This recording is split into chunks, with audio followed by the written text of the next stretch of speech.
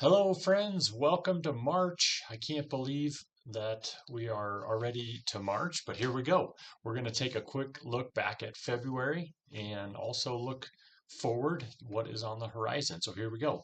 Starting with inflation, a larger than expected increase in the January CPI report released February 12th was a setback in the Federal Reserve's ongoing battle against heightened inflation, which could lower expectations for interest rate reductions through this year, 2025.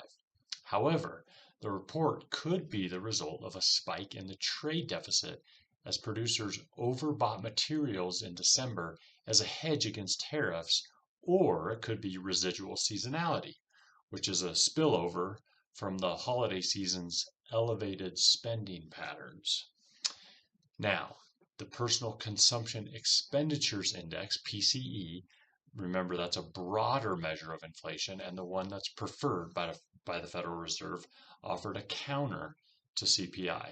Released on February 28th, on Friday, it showed inflation slightly cooling in January, in line with earlier expectations. So we'll be watching inflation.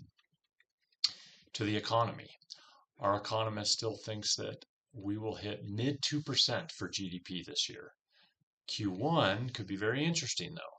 The Atlanta Fed just came out with a negative number for the first quarter, mostly due to that pull forward of imports as a way to get ahead of potential tariffs.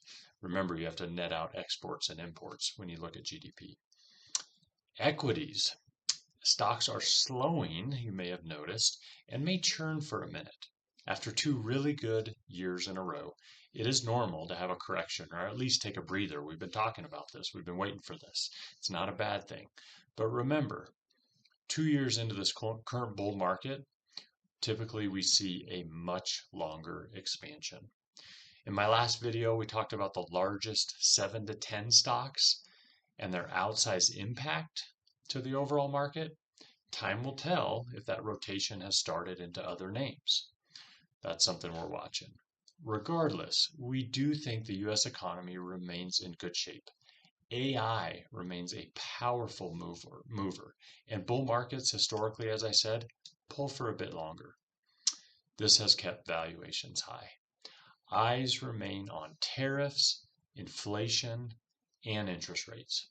Reach out anytime if you have any questions, and as always, have a great night.